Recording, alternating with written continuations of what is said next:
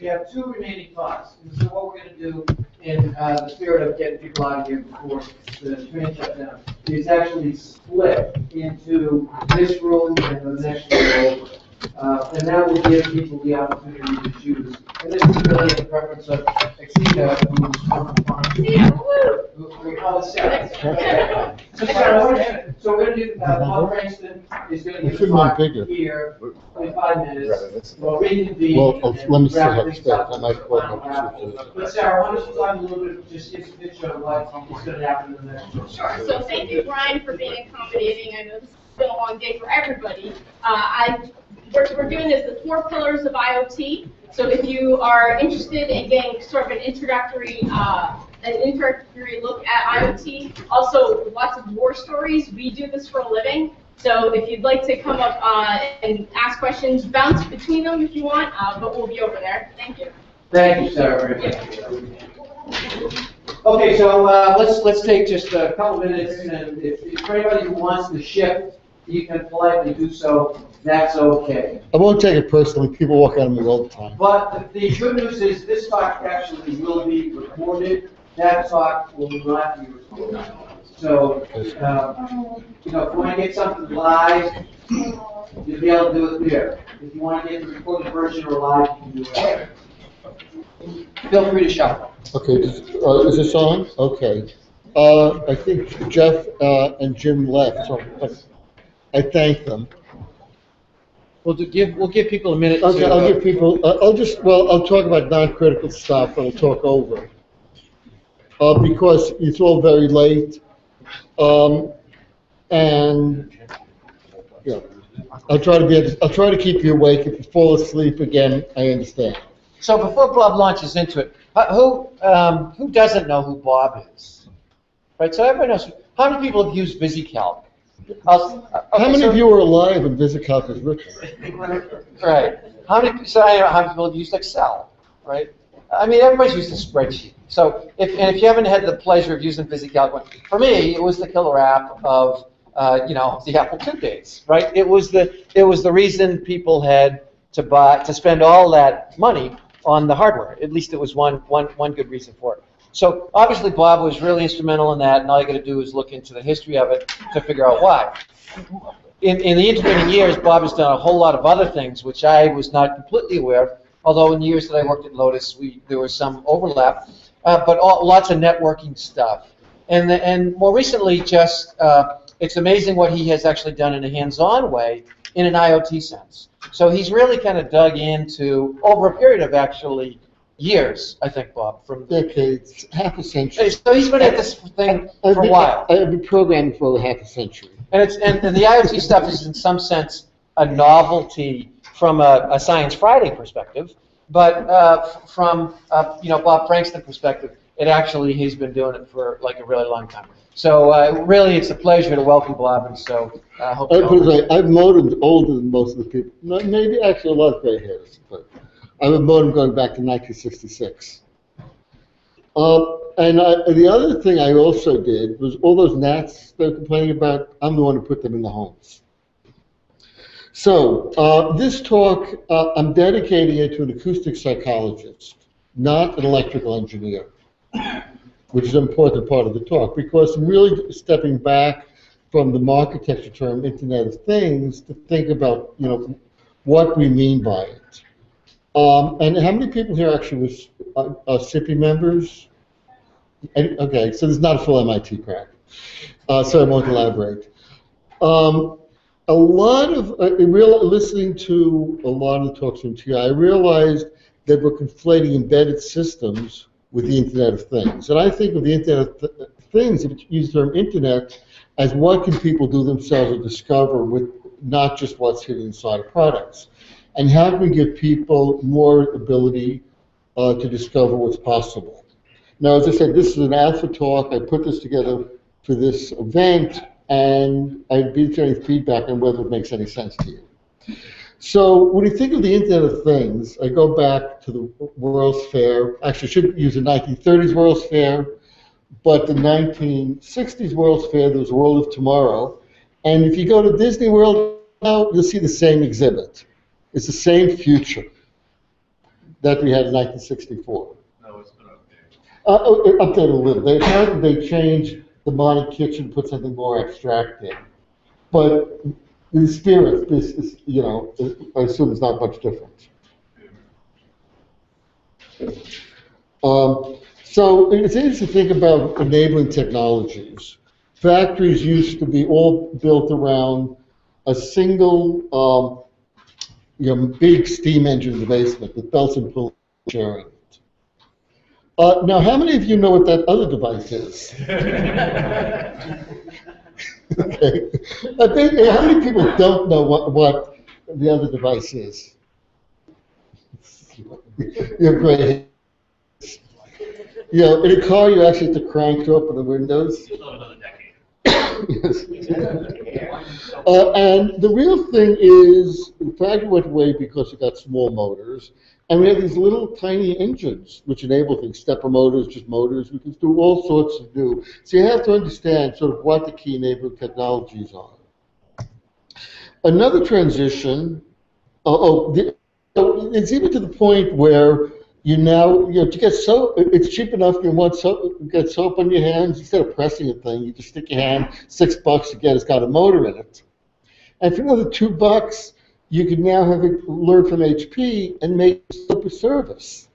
It'll detect what you could detect when you run out, order it for you, and there's really no cost to doing this. So one of the questions, and this is why I'm talking about platform-enabled technology, why are we further along? Why is the future still the future of the 60s or the 1930s?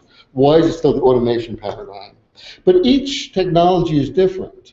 We went from the complicated diagram of a TV tuning thing where you click through the channels or tune it to the modern remote control. These pictures are a little, well, don't worry about that. I change the aspect ratio of the slides to fit the screen, and we'll see what happens.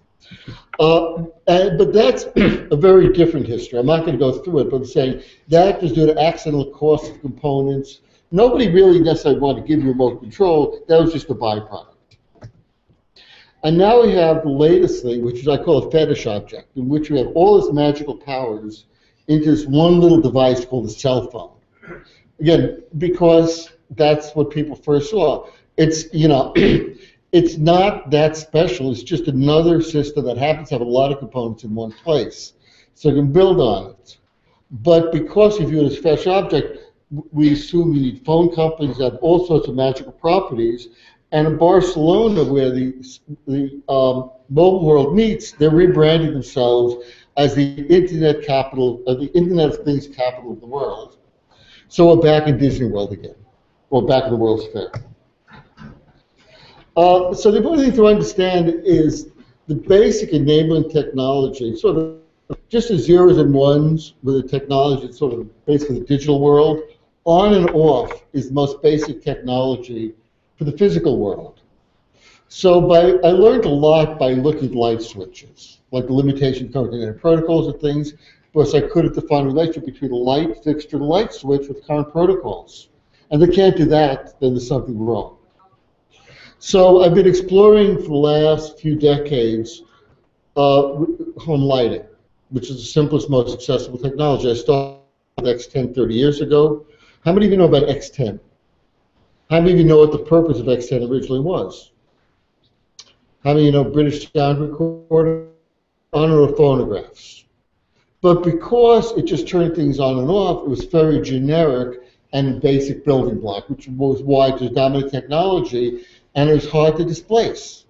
So Inspion, which I use now, is basically an evolution of X10, but it's still a lot like X10, has a lot of limits. But you can see by the switch, I experiment, how do you label it? Do the switches scale? But I learned a lot in doing that. So I next, and these are the devices which I get just on and off for lights or whatever you want. So the next thing I did was get the new generic platform to experiment. So this is a light switch I currently use. And if this will, and since it runs in a generic browser, I can run it here, and if I hit the switch here, the light, it'll show my office, and it changes. It'll show the change. So it's very generic technology. And the nice thing is it's basic. And I was able to quickly with HTML5. This is part of my house. So again, if I spent time on a live demo and I hit this button here, it would change it there. The nice thing about all these giant building blocks is I can actually implement and learn from them. So one of the things you think about is what is a light switch as the base case?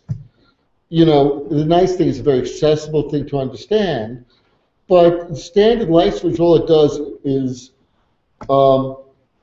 just press a button, but what it does is it just cuts the power. It's a very crude thing. It's sort of like taking an axe and cutting the wire. But the nice thing about the approach I'm taking now, I'm seeing how my slide got distorted, is that the platform acts like a light switch. A light switch has gone from a physical device to a function. And that's where the center of the Internet of Things is. The physical objects, the functions are now being remixed. And we're just exploring what those possibilities are. So the world is getting defined by software. So I appreciate all the hardware TI is doing, but those are the embedded systems. It's software that makes them what they are. Just as this is the alarm clock I use. By the way, it's really nice. As I can mention, okay, so I've already said this. Okay, so as I said, I learned by building things. So the nice thing is I go to Best Buy for $100, buy a Moto G phone. I say phone, again, retronym. It's just like saying, talk about dials and all these ancient devices. But basically, you're going to try to explain to a kid why the word for computing is it Latin word for sound? Greek? I don't know. For $100, you can buy, let's say, Verizon pay by the month phone and just not pay by the month, have them activated, and you've got a very powerful computing device for about the price of a Beagleboard. Now, by only using Wi-Fi, you don't have to pay third party. The other secret source is HTML5, which is a fascinating operating system or platform. It's quirky, it's got some strange things, but it's very powerful and relatively safe and available everywhere. So instead of writing, how did I go back? I went backwards in time. So I can now write something. It'll run here, it'll run on the device, run everywhere. I'm using Insteon because it's the evolution of X10, just turns things on and off. Sure, it has its limits and everything, but enables me to explore the idea. So the important thing is, don't want to confuse. Here's the answer. Here's something to learn from, just like early personal computers. And then I'll use technologies like Velcro to stick that on the wall. Matter of fact, my Velcro engineer is sitting up here, my son, who engineered the attachment technology. Also, somebody has these 3M hooks. Can you lift one of those? Wonderful technology for attaching devices. But the important thing is, I don't know what this is. You hit the wrong button and things come up. Okay, but there are a lot of shims and illusions, 25 years of programming experience. Have this code, I've been involved for the last 20 years on my desktop, which actually is between this device and Insteon, because Insteon people or hardware people, they don't give you the right interfaces. So there's a lot of shimming and illusion here. But the basic idea is there. In other words, this is the essence of the Internet of Things. You think of this as the demo. And part of the question then is how do we go from, like you look at the comfort control system. It's not a thermostat. We can do really hard things. If somebody puts enough effort, we can get all this to work. My goal is to make it so simple that people can just do it without all the scaffolding. Okay, speaking of PowerPoint, these are out of order. So the question is, how do we lower the barrier of entry, make it easier to do things? And one thing, this is talking to, how many of you here because you want to get rich on the Internet of Things? Okay, this is not a typical crowd. People typically come to these things because they want to make big bucks on the Internet of Things. But monetizing means you're capturing all the value, which is fine, but it makes it harder to create building blocks. Who's going to fund the sidewalks if everybody wants to own the sidewalk so they can collect rent? I often call that Sicilian economics, but that might be racist. And of course, a lot of people want to sell the Internet of Things because books, if you put the Internet of Things on a book, it'll sell. And a lot of it is, this goes back to the World's Fair problem, is we're stuck on the idea that this is about automating things. So we have standard scenarios, one of which is the reason we want this Internet of Things, we used to call it home automation, whatever, is when you wake up in the morning, it has your toast ready. Because we all wake up precisely the right time, and coffee, not toast. Talking to toast is another paradigm. But it turns out Courier came out with a much better solution. Just make it simple to do, and you don't need all this fancy automation. So we keep searching for these hard problems to solve. Even Miss Coffee now makes a Courier-based machine. Now, it doesn't mean I don't appreciate cleverness. This is a CES, Consumer Electronics sideshow, not the main show. I saw this Japanese makes toast, eggs, and coffee all at once. So I do appreciate this stuff. It's just, let's not confuse it with the basic building blocks. Now, otherwise, we have we also can go to services. You can have the McDonald's at Union Square. You just send it your quadcopter, and it'll bring back your burger. So we need resources rather than solutions. Or one thing you taught in engineering is layered engineering. You build up all these layers. Well, that's a dependency paradigm. I want to flip that to view these as resources. That we don't depend on layers, but we view everything as a resource. All these sensors, activators are resources you can build on. A new thing now are interactive surfaces. The screen of these phones are wonderful interactive surfaces. So instead of just hitting a button, we can look, we can point, we have cameras, we have all these new, modalities to explore. So really an early stage. The other thing, and I'm going to get into more detail, is borderless connectivity. Right now, if I want to connect two devices, there's a third party in the middle, used to be called telephone company, cable company, that must make a profit before it can do anything. And so if you want to build a connected medical device, you can't do that. Because you only need 10 bits to say you're having a heart attack, call for help. On the other hand, it might take 1 billion bits for the Kardashians. Who is more valuable? Obviously, the people generating 1 billion bits. And we also have all these generic computing devices. Used to be personal computers. Now we have a lot of chips, very powerful. And the fact that you're an HTML5, which is an incredibly complex system, forget even Linux or everything, is amazing. So we have these huge resources and resilient platforms. But also remember, you have to think sort of outside the net. Bitcoin and QR codes are two wonderful technologies for establishing a relationship between endpoints. Bitcoin is no trust, but also no recourse way of passing value. And QR codes are ways of passing information. I mean, anybody remember the 900 numbers? Yeah. The idea was every time you ordered from Sears, the phone companies would make a profit, because they would get a cut of the business. Then they were supposed to make money on NFC, on near-field communications, radios, and they would, because it's built in, they control the device. Turns out QR codes is level up, company here just bypasses all that. So there's all this cleverness up once you understand that there are no rules. So we can use services in the cloud, of course, but the idea that people are doing devices, which means to open my door, it has to send a message to the cloud, or to change the temperature of my house, there's something fundamentally wrong about that. But we do have to understand business, or what I'm calling mongering. Everybody, I used to refer to the Matchbox School of Programming. Everybody gets making big bucks in business. But the idea comes with fishmongers who would sell you fish, But if they taught a man to fish, they'd lose a customer. So you have to understand sort of where the value is, what business there is. So we have fiber mongers who make money selling fiber. We have all this copper in the ground, sure, it might be, not be ideal, but how come we're not running 100% broadband everywhere in the country now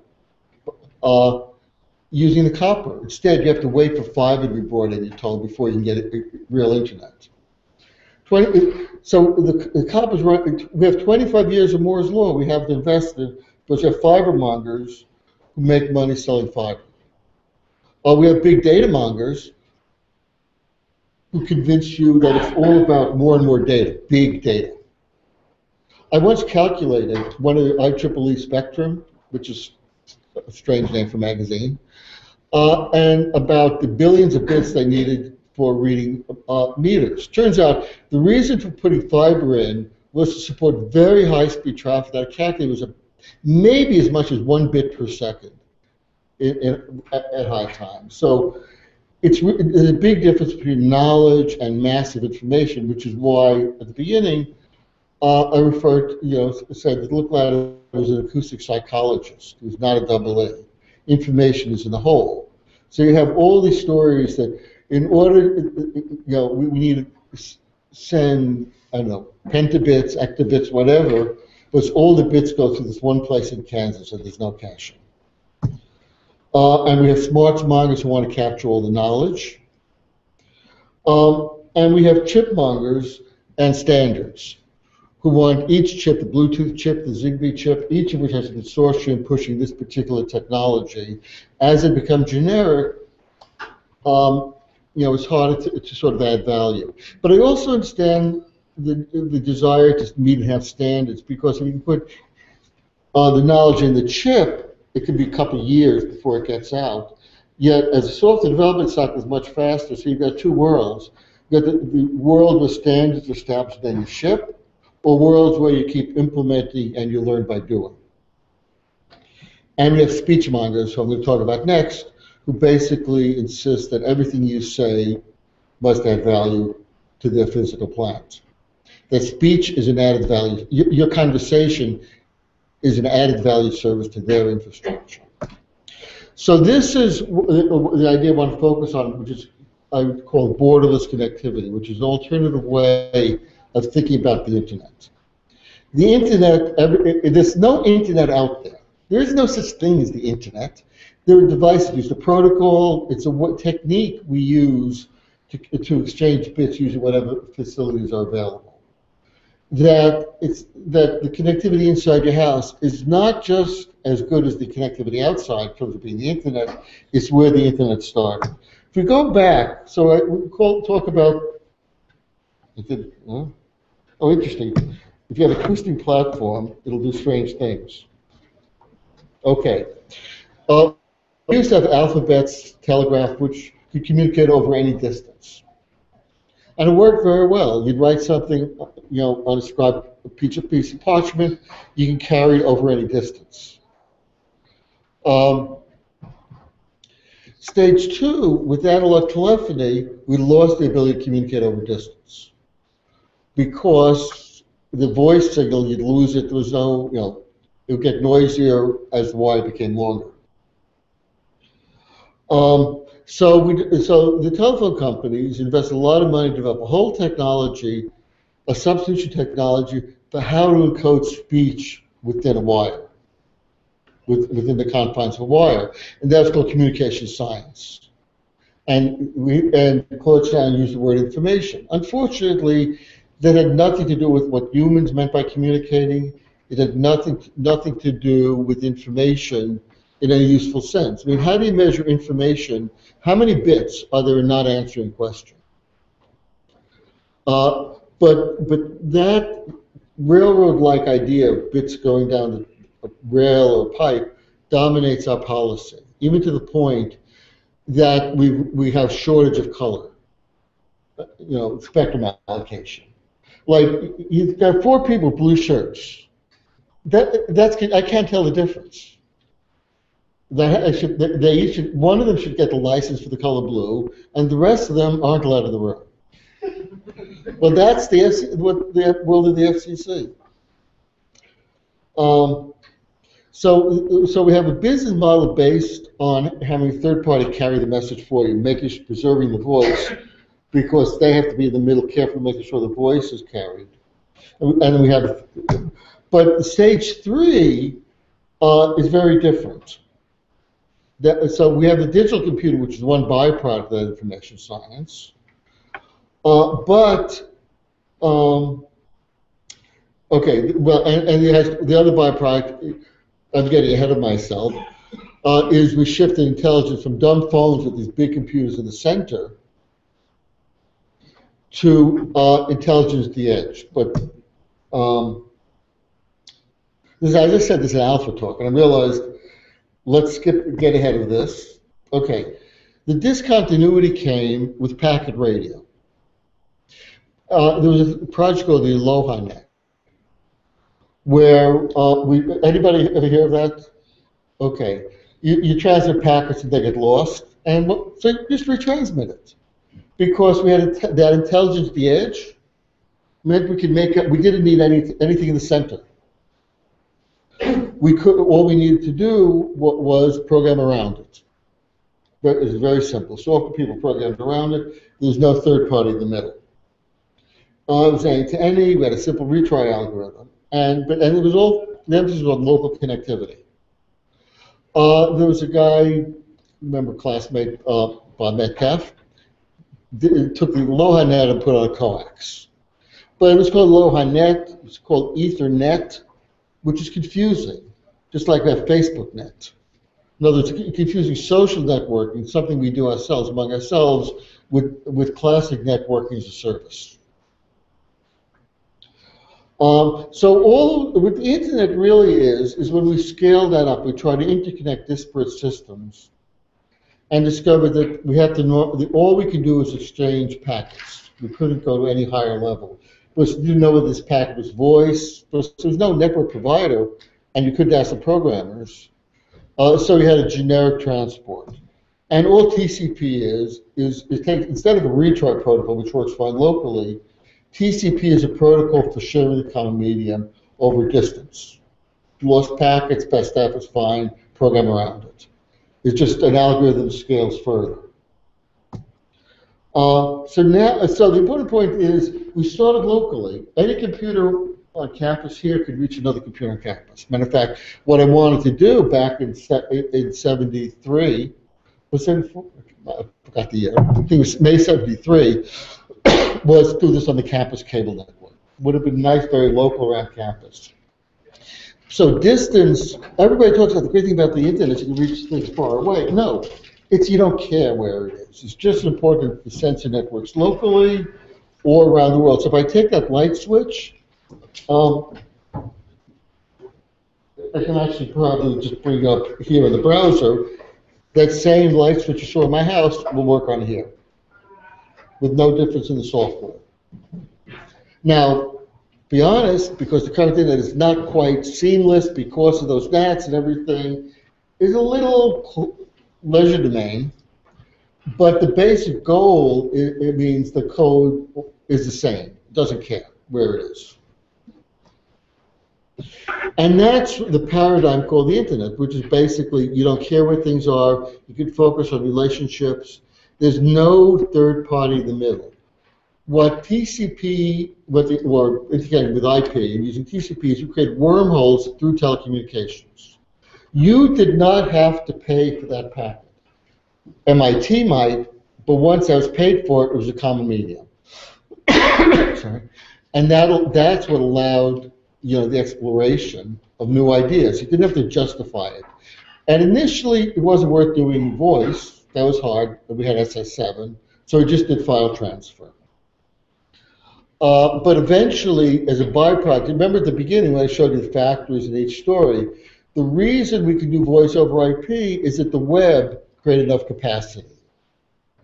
So you have to understand, don't confuse these accidents with sort of intent. But the important thing is this is a process of discovery. We didn't know how it would work out. We couldn't anticipate the web. So the borderless connectivity is a very simple idea. Just want to exchange packets. You know, the idea of a separate USB cable, is another Cat5 cable, another HDMI cable is strange. It's just bits. Once you realize that, the world becomes much simpler, and then you can start to explore connected things. As long as you have to know what cable there is, you're stuck. Any one of these things is a barrier. If you're building a better system, and if you look at the scanner, it can get the bits all the way from your heart monitor to your cell phone. Now, I realize your cell phone really cares about whether you live or die. Actually, it doesn't. You want to get it to your doctor. But you get one hop is not going to get you there. You want protocols that, to use the term end-to-end, that don't care about what's in the middle and don't have a border. Because the device is not the edge of the net, it's a device. So the number one policy message, if you want to enable the Internet of Things, is to enable borderless connectivity, or what I call ambient connectivity, so you can just connect without having a third party in the middle who has to make money before you can do it. And the solution to that, okay, I won't go into bits versus messaging and protocol like that. That's an interesting slide, but let's start for that. You have to think outside the idea of networks as service. The way we use the resources available, the copper, all these resources, in the same way we use sidewalks and roads, bikes as means of getting from point A to point B. Those are facilities we use, and because the facilities we use, they're not the value is not in the concrete, we fund them.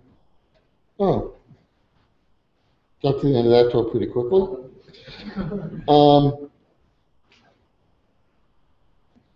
Well, it is getting late, so I'll try not to belabor this too much. We need to fund them as infrastructure. Now, there's the idea of having competing pipes, which is the kind of paradigm, doesn't really work.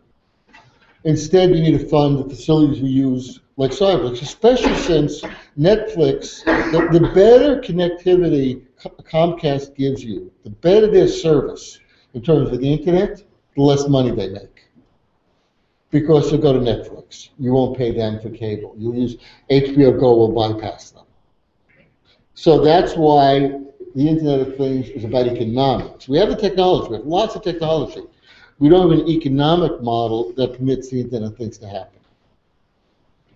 So if you want to start this, there are a lot of ways businesses can use it, but don't expect that your city government, the FCC, is going to understand this.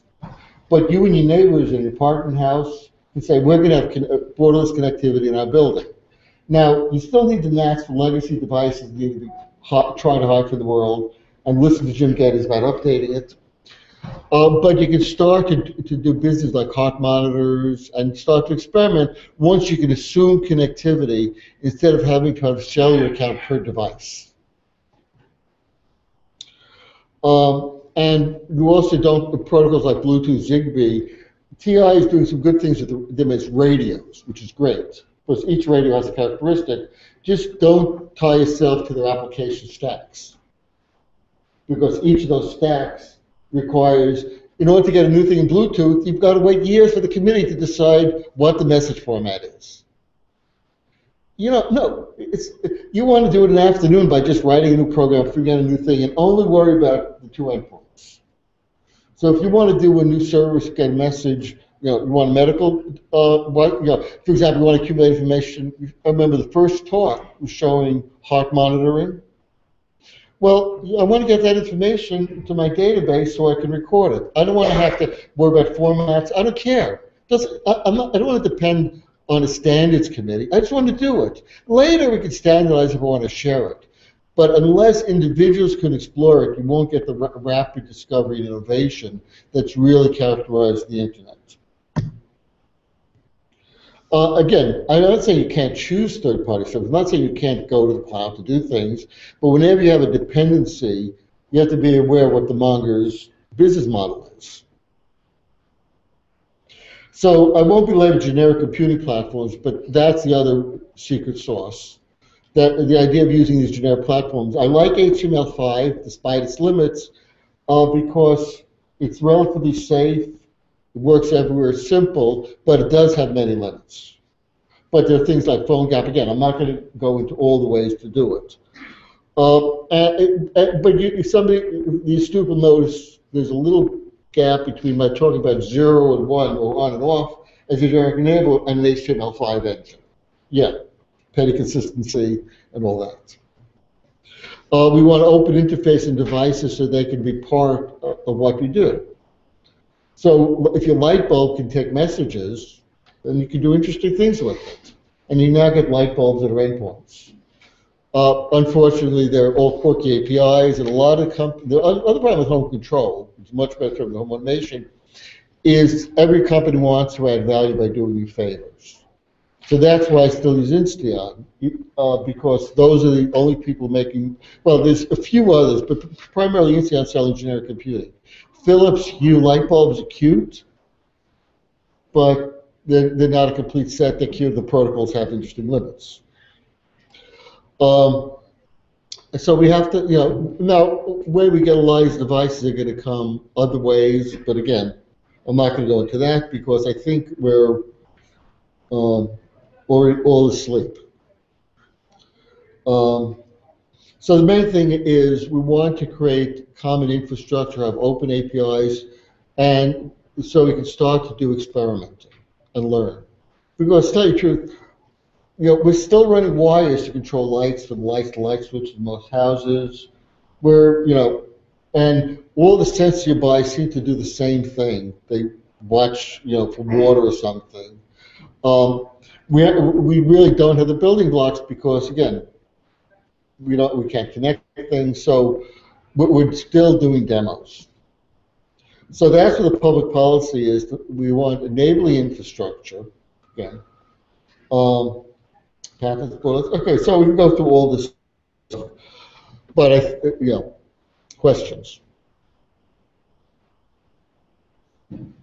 No questions? Anybody still awake? Okay. So it Oh, yeah, I forgot to mention 3D printing is another important technology. Yes. It seems like the easy solution to what you were talking about with borderless connectivity is just to make internet access a utility like. No, but not. Let's be careful with the word utility. It should be. You see, utilities like electricity. That's a consumable. You're using something up, charging for it. It's speech. So it's real. That's why it's the term infrastructure, just as a fine point, more like sidewalks. Well, I agree with that usage. It just seems like an easy way to get around the problem of people profiting off of it. Well, Controlling it is to make it a public resource. Yes, right. But the problem is politically how do we get there, and that's what I'm saying. You can start locally. Repeat the process of the internet by starting within a dormitory, within a building. Like that's why I've had Jeff come in, because MIT does have this borderless connectivity. So you can use as a resource. So yes, that's real, but it's actionable locally. Yes, petition the government. You can try to fight Comcast. They're very good politically, but you can start with your building.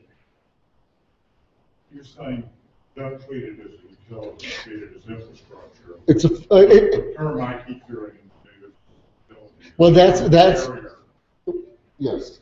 The problem again. This is a fine point. I mean, what do we mean by utility? I saw the utility with a more active service like water, gas, and electric, which tend to have a consumable. And the problem with a lot of the network neutrality and all those efforts, those want competing pipes. So it's like, having, instead of a 3-lane highway, you have 3 competing lanes. We need to sort of switch the view to a resource view. And I think the term, that again, why sidewalks are a better example than competing railroads. Because it is just the physical material. There's copper, there are radios. Streets have traffic lights, so you have some active elements, but It doesn't get used up in the same way power is right. generated and dissipated as heat in your house, but it does, sidewalks get used up, they wear out. True, sidewalks are, Space, so they have to be rebuilt and kept up. yeah, sidewalks, no, I agree. Well, sidewalks are very expensive. What? Routers need to be replaced every 20 years or so. Oh, no, true, The except, power that drives the routers. no, but the quick answer to that is we're using, what percentage of the current capacity do you think we're using now? What? 1%, I think that's very high. You know, I've got already 3 broadband connections past my house. Even copper, for 25 years more, well, the copper could be going many gigabits, let alone the fiber. Yet, I've got 3 competing fibers, which is 3 times the cost for 1 times the capacity of one, and 1% is enough for the IP connectivity. The rest is wasted on broadcast. So yeah, we're using, and then the streets are loaded with fiber. They're lit up to low speed. The city, and this is Steve Ronan showed me, puts a gun, hear gunshots. They run a fiber to that, and once in a while they might hear a noise. Well, they say he can have a piece of copper to share among everybody in his apartment house. So there's a huge amount of capacity. Today's routers are more complicated, very expensive because, you know, but we're talking about a software problem. Once we have more meshing, not wireless meshes or bypass, but just, you know, multi-routing technologies, software will greatly reduce the cost of maintenance. You will know, just the meter reading talk mentioned detecting problems ahead of time. Well, when you have multiple routers, yes, you replace them every 20 years. It costs, you know, $5 for a router or less. You know, the cost is basically such a small fraction of what it costs for streets and roads that's a non-issue.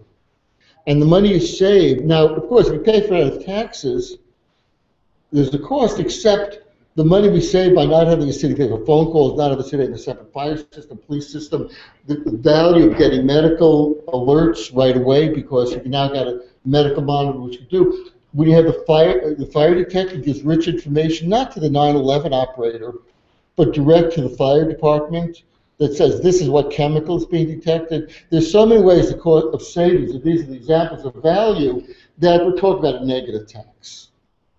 So the cost is not the issue at all. It's what the issue is, the mindset. So I don't mind people making a profit. It's a question of how you align the incentive. So people make a profit paving streets. You know. So why aren't there more competitors?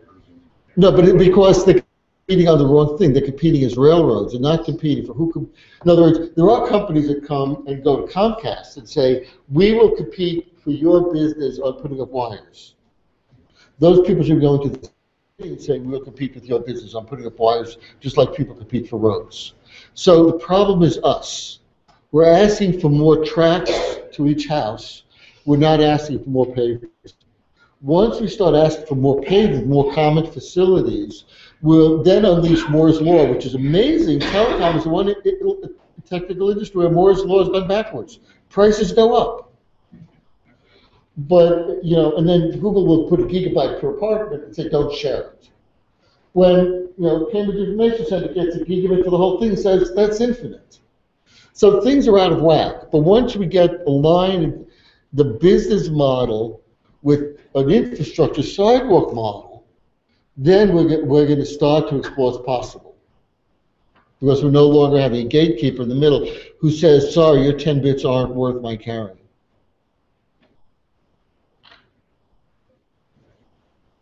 So, okay, by the way, online, I can type it here. I gave a talk at Google which is much more focused on the connectivity part. Because this is supposed to be an IoT conference. And if you look at my site, you see that little bar. Let's see, if I go to here, I'll get the right pointer. Around, you know, it's supposed to, oh, here. You see this?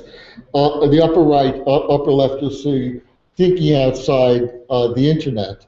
And that's the talk I gave at Google last month in Cambridge, which is much more focused on the 3 stages of the digital part. So, so the second time around, it'll make more sense. As I said, I warned at the beginning, this is an alpha talk on the Internet of Things. And the only way to learn is by doing it live. So anybody not confused? Thanks.